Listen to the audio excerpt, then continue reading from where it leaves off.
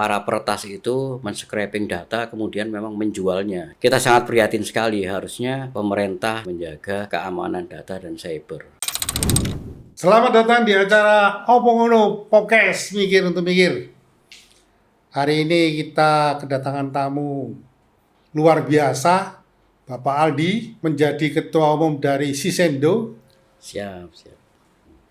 Ceritanya begini Pak Aldi, sekarang ini kan banyak semua bocor dari data pribadi maupun bocor dari aplikasi-aplikasi pemerintah, di mana akhirnya data pribadi itu lari kemana-mana. Nah, yang sekarang lagi rame-ramenya itu adalah mengenai kebocoran data perhotelan, dan yang terakhir adalah kebocoran dari data pajak. Jadi individu sekarang jadi ketir-ketir juga, apalagi sekarang juga banyak orang-orang tertentu yang menggunakan data itu untuk mengancam-ancam dengan menggunakan data pajak. Apa ngono Indonesia ini sedemikian rupakah keamanan cyber Indonesia ini? Terima kasih Pak Rudi atas waktunya. Jadi kalau kita bicara tentang keamanan data atau cyber security, itu memang kita memaknainya sebagai sesuatu yang sangat luas sebenarnya. Jadi kalau kita ngomong aman secara apa? Jadi sebenarnya konteksnya luas kalau kita ngomong cyber security. Nah, untuk saat ini, terutama untuk di Indonesia, memang dari sisi keamanan itu sangat kurang sekali. Terutama pemahaman yang komprehensif terhadap cyber security kurang. Terutama untuk domain website pemerintah ataupun swasta begitu. Nah, itu dengan adanya kasus kebocoran itu terbukti bahwa memang kita lemah di situ. Nah, dengan lemahnya seperti itu sangat memungkinkan untuk para hacker, para peretas tindak kejahatan itu masuk ke situ. Yang jadi saat ini yang viral adalah banyaknya NPWP, kemudian KTP yang dipakai di pinjol atau apapun. Bahkan yang baru itu banyak sekali penipuan berupa SMS di WA. Jadi ada laporan-laporan yang mengaku pajak, baru-baru yang mengaku pajak bahwa itu ternyata ada. Jadi tertunggaknya berapa atau berapa itu sampai bocornya sedemikian rupa. Nah, ternyata para peretas itu men-scraping data kemudian memang menjualnya kebanyakan di bridge forum di dark web itu, kemudian dibeli dan disalahgunakan untuk melakukan sebuah tindak kejahatan penipuan. Nah, sebenarnya kita sangat prihatin sekali, harusnya pemerintah sebagai stakeholder, Kominfo dalam hal ini, ayo bareng-bareng bagaimana menjaga keamanan data dan cyber semuanya. Itu baru deh. Ya, jadi gini Pak, kalau disebutkan bahwa hacker-hacker yang bermain adalah hacker-hacker, berarti secara tidak langsung hacker-hacker Indonesia ini kan luar biasa. Dia punya kemampuan untuk menghack sampai kepada aplikasi dari pemerintah. Kalau misalnya semua aplikasi yang ada di Indonesia itu tidak mempunyai security yang betul-betul terjamin, berarti secara tidak langsung data pribadi orang Indonesia sudah berarakan kemana-mana. Benar. Apakah seperti itu? Benar sekali Pak Rudi. Jadi karena memang secara kualitatif bahwa memang cyber security kita memang sangat lemah, maka terus terang ya beberapa website, mobile apps semuanya sangat mudah dan rentan untuk di-hacking kan begitu. Jadi harusnya memang kalau di negara maju seperti Amerika, Singapura, China, ada lembaga verifikasi tertentu. Ketika website atau mobile apps itu ada sebelum launching di Play Store atau dimanapun, mereka ada badan lembaga yang terverifikasi di situ. Nah, di situ lembaga-lembaga ini yang akan menilai layak tidak aplikasi itu digunakan untuk masyarakat.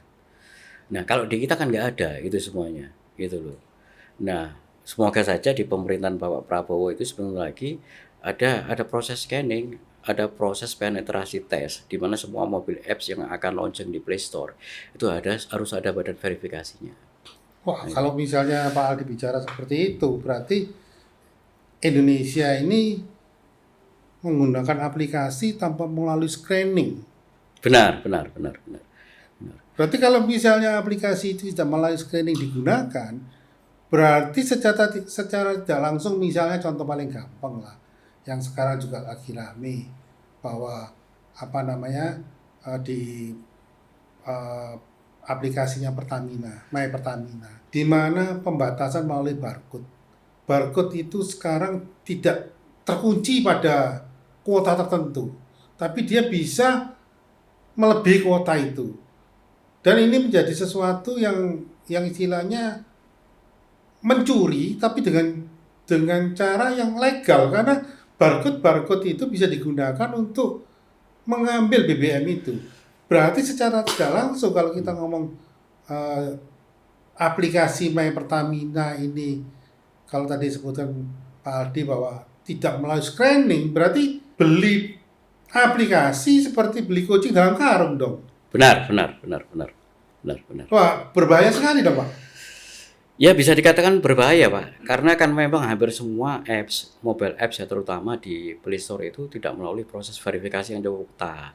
Kan gitu. Jadi contoh kasus nih. Jadi kita punya alat nih penetrasi tes yang dari Amerika Serikat. Kita punya alat itu yang sekarang ini sudah kita gunakan di Indonesia. Nah, itu aplikasi yang menemukan mobile apps dari aplikasi yang sekarang lagi viral itu aplikasi ya kita sebut saja TT lah begitu, aplikasi TT yang memang saat ini lagi mendominasi Indonesia. Sehingga aplikasi itu ditengarai itu bisa menyimpan data, bisa mendistribusikan data kemana saja. Sehingga pihak Amerika sampai sempat ada gonjangan waktu itu sampai kebijakan-kebijakan Amerika sempat melarang, sempat menyuruh hengkang, tapi akhirnya ada konsekuensi itu. Nah, aplikasi itu ada di Indonesia sebenarnya kita punya itu. Dan aplikasi itu yang sama di Amerika dengan yang ada di sini dan di sini juga dibiarkan saja seperti itu.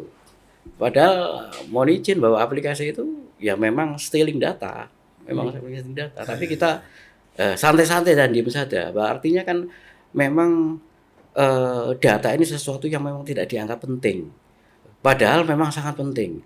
Jadi kalau wacananya memang ini penting. Nah, itu kan cuma literasi. Penting-penting tapi kenyataannya tidak ada sesuatu yang penting di sini.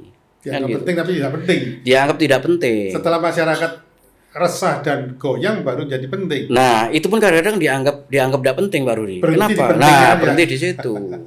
Ketika ada sebuah kebocoran, malah ada pihak-pihak yang dengan sengaja bahwa ini memang tidak bocor. Memang ini menutup-nutupi. Padahal itu jelas dijual di tempat bebas gitu, di tempatnya forum-forum tertentu di dunia hitamnya hacker dijual bebas di situ. Kan gitu. Berarti luar biasa sekali Indonesia ini terhadap security ya. Luar Tanpa biasa ada- sekali. Jadi harapan tanpa kita ada untuk perlindungan pemerintahan berikutnya Pak Rudi. Jadi pemerintahan Pak Prabowo ini dengan programnya hilirisasi digital ini memang untuk digitalisasi memang harus kita kedepankan. Dan saya sangat apresiasi terutama dengan Bapak Kapolri dengan adanya divisi cyber yang kemarin dibawa dari Krimsus, kemudian dia berdisiplin di cyber, kemudian ada wacana dari Matra Cyber, Rudi, Matra Cyber itu artinya kalau saat ini kan TNI kalau nggak salah ada yang namanya Dansat Cyber. Nah sekarang lagi ada yang namanya Matra Cyber. Ini sesuatu yang keren sekali karena memang kejahatan saat ini bukan kejahatan secara fisik tapi kejahatan teknologi. Nah kebetulan saya ketua umumnya Cyber dan Netizen Indonesia. Ini Ormas Cyber yang sekarang sudah dibentuk di Indonesia. Jadi bukan promo. Jadi artinya teman-teman praktisi IT, teman-teman hacker atau teman-teman netizen itu bergabung jadi satu wadah yang punya legalitas, yaitu di Cyber dan Netizen Indonesia Pak Rudi. Ya kita harapkan semuanya dengan adanya komunitas LSM atau Ormas Cyber dan Netizen Indonesia kita menjadi lebih baik lagi. Karena kita akan partnership juga dengan divisi Cyber Polri, dengan BSSN, dengan BIN, dengan Kominfo dan semuanya kita bareng-bareng untuk membangun Indonesia lebih sehat, terutama dalam bidang internet.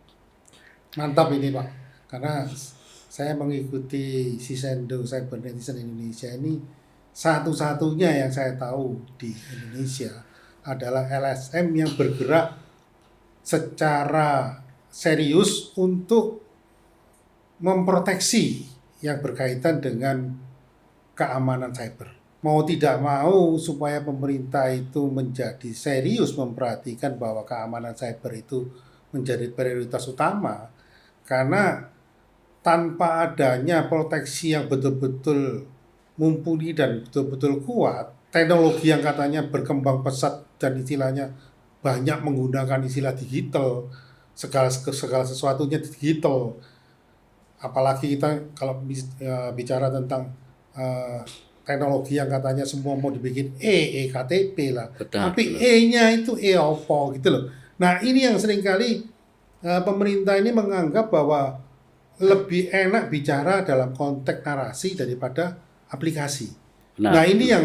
yang harusnya mau tidak mau saya sangat mendukung sekali pergerakan dari LSM Sisendo ini. Karena kalau memang pemerintah tidak memperhatikan bahwa harus ada lembaga screening, saya kira rakyat harus berteriak. Rakyat berteriak melalui apa?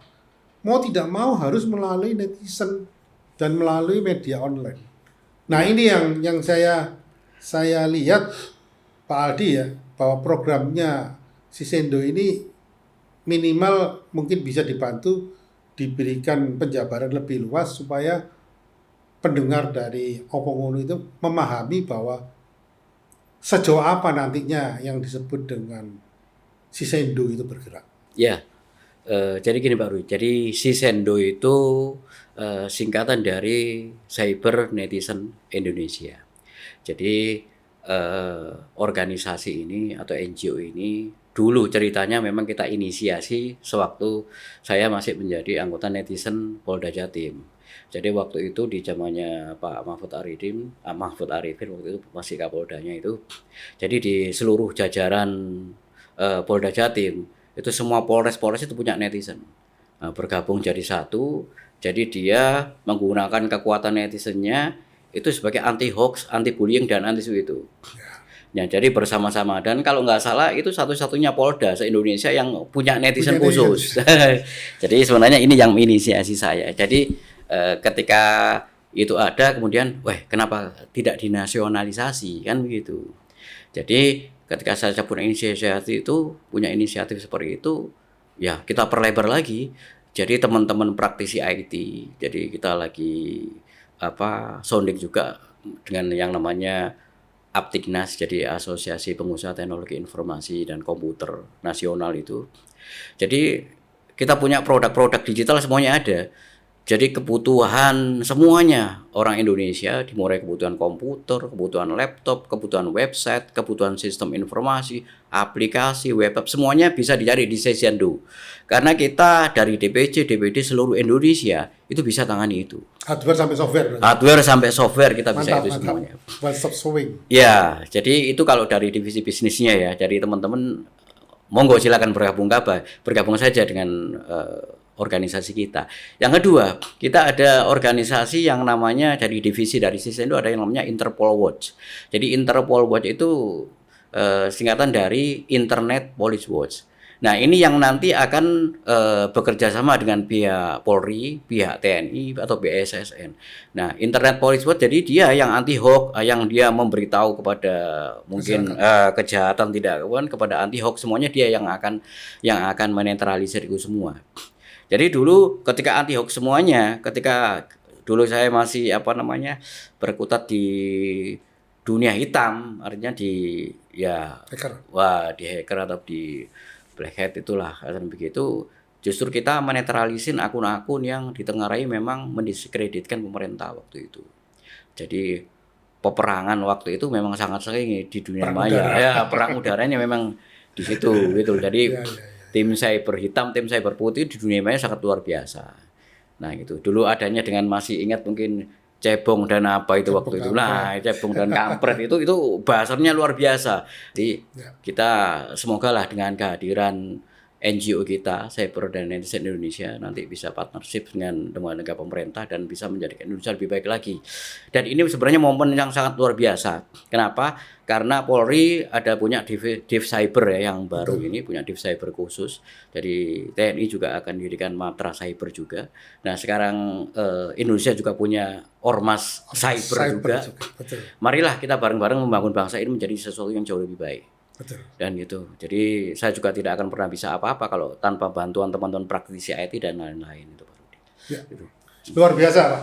Jadi untuk pendengar Opong Opong Ngono Podcast, materi pembicaraan saya dengan Pak Aldi ini bisa dipakai stimulus untuk mikir apakah kita akan membiarkan yang namanya dunia perkembangan IT ini yang berkaitan dengan cyber security ini menjadi sesuatu yang kita anggap penting tapi cuma dalam bentuk narasi, atau kita menjadikan penting dalam bentuk aplikasi. Nah, kesempatan, mari kita sebagai masyarakat yang benar-benar peduli terhadap ketahanan nasional, mari kita mikir untuk kepentingan bangsa dan negara. Saya kira itu, para pemirsa. Terima kasih. Selamat siang.